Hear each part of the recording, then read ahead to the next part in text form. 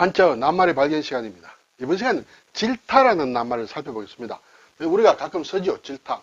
예를 들어서 여론의 질타를 받았다. 그렇죠? 또는 그는 동정과 질타를 동시에 받고 있다. 이렇게 많이 씁니다. 질타를 많이 쓰는데 한자로는 좀 잘 쓰지 않는다. 한자가 어떤 것인지 보겠습니다. 질은 꾸짖는다는 것이에요.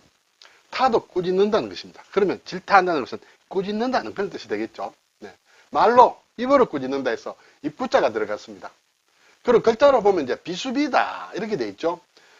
일반적으로 지금 비수비로 많이 이제 쓰고 있는데 실제로는 비수비가 아니라 일곱 칠자다. 일곱 칠자가 발음이 여기서 왔다. 그렇죠. 그런데 현실적으로는 비수비로 일반적으로 표기하고 있다. 자, 타는 꾸짖는다. 입으로 꾸짖는다. 발음은 이제 집택에서 왔다. 이렇게 되겠습니다. 그래서 질타한다. 국어사전을 보니 큰 소리로 꾸짖는다. 그냥 꾸짖는 게 아니라 조곤조곤하게 하는 것이 아니라 크게 꾸짖는 것이 질타한다. 그렇죠? 다른 말로 보면 야단친다. 야단. 또는 호령을 한다. 불호령, 호령이다. 또는 이제 걱정이다. 이렇게도 얘기를 합니다. 자, 근데 이 질타라고 하면 일반적으로 한자로 생각하지 않으면 뭔가 때린다. 그렇죠? 칠타지요. 친다. 그렇죠? 꾸짖고 때리는 것 같은 물리적인 그런 것은 아니다. 그렇죠? 이 타자가 아니고 여기에도 꾸짖는다는 뜻이다. 그런데 보니까 국어사전에 저는 잘 쓰지 않습니다만 질타를 꾸짖는 것을 걱정한다는 것도 그런 같은 뜻이 있다. 우리가 일반적으로 걱정한다는 것은 이제 순 우리말인데 안심이 되지 않아 속을 태우는 것이 걱정이죠.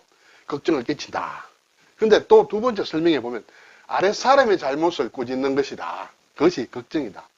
예문을 보니 요즘 매일같이 귀가가 늦어서 부모님께 걱정을 들었다. 부모님께 걱정을 들었다. 그래서 질타, 꾸중을 들었다. 이런 얘기가 되겠죠. 자, 그런데 이 이제 질타가 큰 소리로 꾸짖는다고 했는데 또 달리 설명할 사람이 있어요. 왜냐하면 큰 소리를 꾸짖는다는 것은 꾸짖는다가 두 개가 있기 때문에 큰 소리를 꾸짖는다인데 또 달리 분석하는 사람들은 이 질자는 날카로운 어조로 고함치는 것이다. 타라는 것은 혀를 찬다. 쯧쯧쯧. 그렇죠? 꾸짖으면서 저게 뭔가 되겠느냐 하고 이제 그때 혀를 찬다. 이렇게 해석을 하기도 한다. 그것을 참고로 말아두시면 어떨까 생각이 듭니다. 그리고 이제 질타와 격려를 동시에 하는 것을 질타격려라고 한다. 그렇죠? 큰 소리로 꾸짖기도 하고 또 격려도 하고 해서 분발하게 하는 것이 질타격려다. 꾸짖을 질자와 관련해서 보면 이제 질책한다. 그렇죠? 책은 이제 나무란다. 책임을 묻는다. 그렇죠? 꾸짖은 나무라는 것을 질책한다. 이것도 많이 쓰죠. 질정이다. 많이 쓰지는 않지만 그래도 가끔 볼 수 있는 낱말입니다. 꾸짖어서 바르게 한다. 꾸짖어 바로잡는 것이다.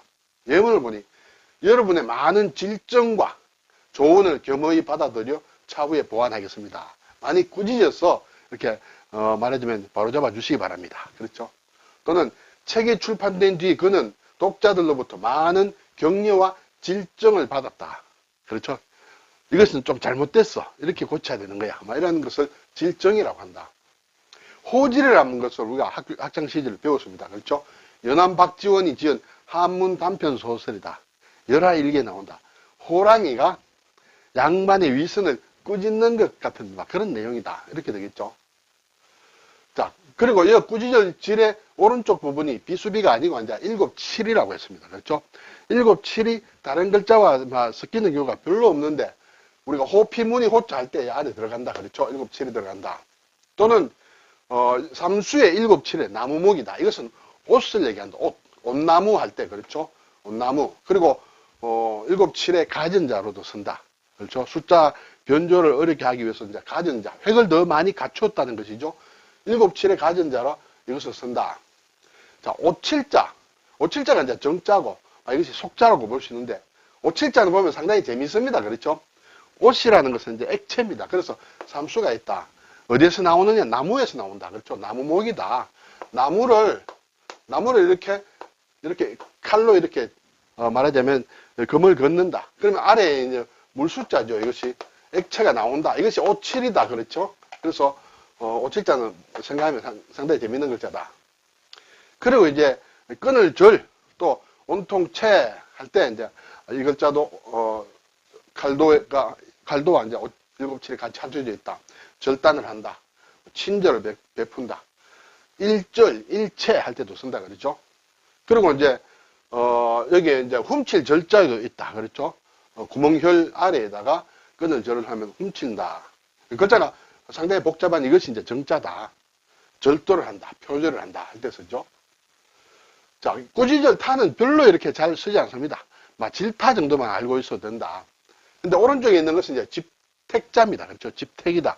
또는 댁, 집택, 댁을 얘기한다. 집택은 일반적인 건물의 집을 얘기하고, 여기 댁이라는 것은 좀 높인다. 어떤 집안을 높인다. 아, 그렇죠? 그리고 또 어떤 집의 안에, 집 사람을 얘기할 때도 쓴다.